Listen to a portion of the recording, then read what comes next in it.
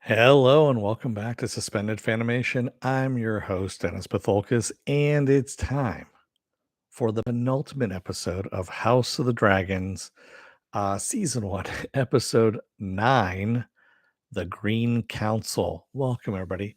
Let me take care of some business first, and we'll get down to it. If you like what you see here, like, share, and subscribe. If you're still on the fence about subscribing, take a look at the video that pops up at the very end here. YouTube takes the algorithms of all the stuff you've been watching and tries to match it as best as possible to one of the videos in my vast video library and pops it up here just for you. And if you like what you see there, if you can, please hit that subscribe button down there. And also, you can hit that like and the share button as well. And if you feel lucky or feel like gambling, you can hit that bell down below, and YouTube may or may not notify you when I come on live. So, best thing to do is go over to suspendedfanimation.com. Take a look at the schedule. I change it out every week. I just changed it about half an hour ago. And it's basically, like I said, it's got my schedule on there. Also, it's got all future stuff that's coming up too. Also, I have all the links to my social media there and all the links to my pages as well. All right, let's get to it, shall we? Spoiler alert, I am going to spoil the episode. If you have not seen the episode, go and watch it. Come on back. This will be a video you can comment down below in the comment section.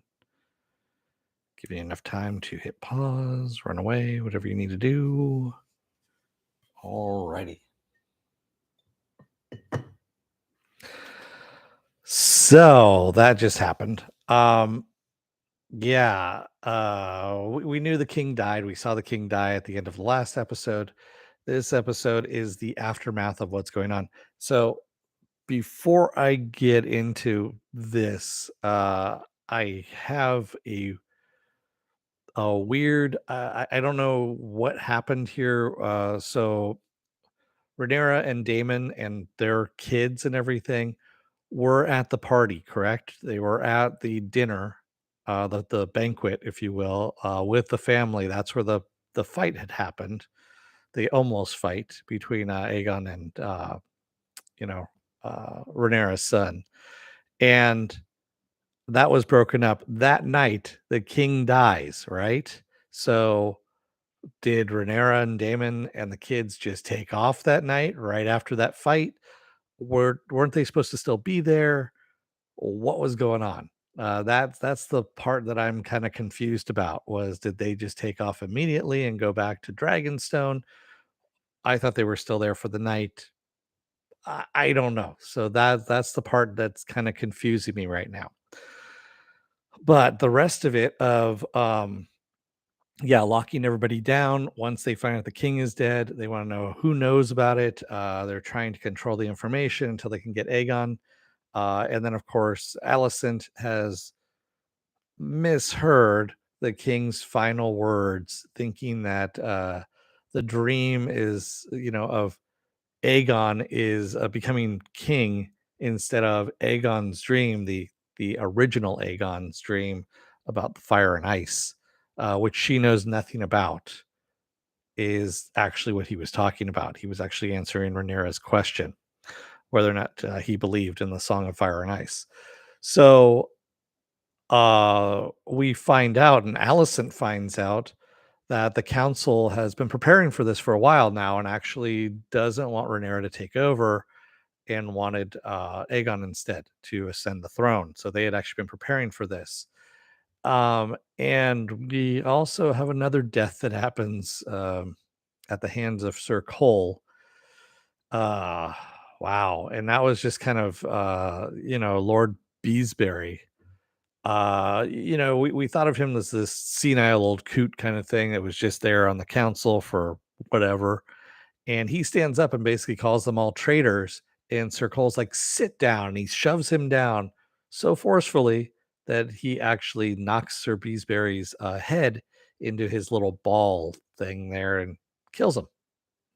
So the only dissenting voice on the council gets killed. Well, there is another dissenting voice. Of course, the head of the Kingsguard there, Sir Harold Westerling, and he just rips off his cloak and says, "Fuck this! I can't be a part of this." He goes, "I answer to the king, not to whatever the fuck you've got going on here." And of course, he ends up dying later on. He ends up getting hung for his loyalty at that point. So Yeah, and in the meantime, no one can find where the fuck Aegon is. Aegon is running around someplace, but the White Worm knows where he's at, and of course, trades money and some information. Well, also a little bit of power. She wants to end the kid fights that are going on in Fleetown, which obviously, I think if the kingdom knew about that, they probably would have stopped it. But yeah, so Otto, ends up paying for information to find out where the fuck, Aegon's at, and sends the twins, Eric and Aaron. Is it Aaron? I take that back. Sorry about that. Eric and Eric. Yeah, Eric and Eric. And they both have opposing views as well. So, yeah, and Aegon just does not want to be king. He doesn't want to take over. He would give it to Aemon in a second, but that's not how the succession works. Well, especially since there's a coup going on now at this point. And all of this is happening with Princess Rhaenys in the house, and they've locked her in so that she can't find out about any of this. And of course, Eric is like, fuck this. I need to get her out of here so that she can warn Rhaenyra about it. And they get separated as the coronation, the forced coronation, is happening, and the entire town needs to come and witness it. So the King's Guard are basically just shoving everybody into the main hall there to witness all of this, into the Red Keep there. And yeah, this Rhaenys, she's able to leave, and she ends up getting to her dragon. Yes, it was the dragon pit. Thank you, Penn. Yes, that was the dragon pit that they were taking him over to for the coronation. And she's able to get down to the dragon pit to her dragon because that's what she wanted to do in the first place, to get the fuck out of there and warn Rhaenyra, who's heard nothing about this over in Dragonstone. And just after Aegon has his coronation and announces that he's king, the fucking floor erupts and up comes Rhaenyra on her dragon, and she doesn't do a goddamn thing. She has everyone dead to rights. All she has to do is utter one fucking word, and she would have ended all of this in one fell swoop. She could have taken the whole throne for herself, as a matter of fact. She doesn't do any of this whatsoever. And the producers say that uh, she didn't want to get involved in this, is what supposedly her reasoning for this was. Even though they specifically said, if you watch the very end of the credits, the producers talk about all of this stuff. Um, they said that if she had actually done this, it would have ended strife, it would have ended wars, all this stuff. There would have been peace in the kingdom if all she said was Dracarys and flambéed everybody that was on top of the dais there. No, she doesn't. She doesn't end the coup. She just flies off in her dragon, and that's where we leave off on this episode. Uh Disappointing. There was some good stuff, but a lot of disappointment in all of this. And again, confusion as to where in the hell Rhaenyra and Daemon are at this point. Are they on the road going back? Um, are they already back in Dragonstone? We don't know. And yeah, I agree with you, Penn. There are so many missed opportunities with this series, and I can see why one of the showrunners left between now and season 2. There was dual showrunners, and he was probably just like, "This is stupid," and probably left.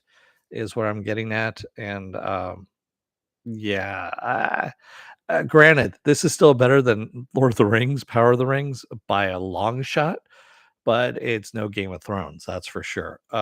Even though it's a Game of Thrones story. Yeah, I mean, it really did not make one lick of sense why she just didn't incinerate the entire throne there, the entire dais that was up there. Um, yeah, really did not understand that at all. So, yeah, we have one more episode left, and that's supposed to be the Black Queen is next week's episode, episode 10. Um, yeah, we already know there's a season 2 at this point. So, yeah. Matt S says I stopped watching after the time jump to new actors. So Matt S, they've been doing all those time jumps because supposedly of the war in between the families. That's what they wanted to get to. They should have just started with the war between the families and the really, yeah, that's what they should have started with. They should have just said, hey, here's the pre-story. They could have just done it in the first episode and said, here's the pre-story of the king, his daughter, and what's going on, and set that up in the first episode. And then in the second episode, you can do your time jump to the now, and you could have all the intrigue and stuff like that leading up to the I guess you could say the treason of the throne. You could have done that by episode 6, something like that, and then you would have had 7, 8, 9, 10 to deal with some of the ramifications, and then you lead into a cliffhanger into the next season. Yeah, exactly, Matt. Flashbacks would have been great. This whole time jump thing was just brutal and hurt this series a lot. And it's just bad writing. Is really what it comes down to. It's bad writing. So there you have it. So again, better than Lord of the Rings, Power of the Rings, but not as good as Game of Thrones. So there you have it. Penn says some people don't like flashbacks, but I think that would have been better. Yeah, it I don't know. They could have easily done the first, like I said, the first episode. They could have wrapped up that the prequel, I guess, if you will, or the pre-story to set up everything. And no, they didn't. But here we are. So what it could have, should have is really what it comes down to. So what else do I have going on for the rest of this week? Well, tomorrow I'm going to be off. I know normally I do like isn't worth my time, but I couldn't really find anything this week to do, and also I need a little break as well. Wednesday is going to be Andor. We'll see if I stay awake for that one. Thursday I'm going to be off as well because I'm going to go and see Black Adam on Thursday. Friday, I'm moving the contest results over to Friday for She-Hulk Attorney at Law. So for those of you who live in the United States, the continental United States, I do have a contest going on. And Matt, I know you actually already put in your comment already there. But if you go to the video for the season finale of She-Hulk Attorney at Law, put in a comment. As long as you live within the continental United States, you have a chance at winning the Deadpool 2 Desk Buddy. That's what I'll be giving away. So it's actually pretty neat. I have one on my desk already, so that worked. But anyway, it's a little plastic figure, so I already know what's inside of it. So that'll be on Friday. Saturday I'll be off, and then Sunday will be the Sunday edition of Saturday Morning Blast Off, where I take the genre news of the week and any genre stuff you guys want to talk about. We'll talk about it because there is some big news that just dropped today. If you hadn't heard about Harrison Ford, and what he's been cast in its Marvel news as well. I'll be talking about that on Sunday. I know it's a long wait, but we're going to talk about that on Sunday. And then Monday we roll back around again to the season finale of House of the Dragon. So there you go. And with that said, I'm going to let you guys go for the rest of the night. Thank you to everybody who joined me tonight in the chat. And thank you if you made it this far in the video. If you're still on the fence about subscribing, you know who you are out there.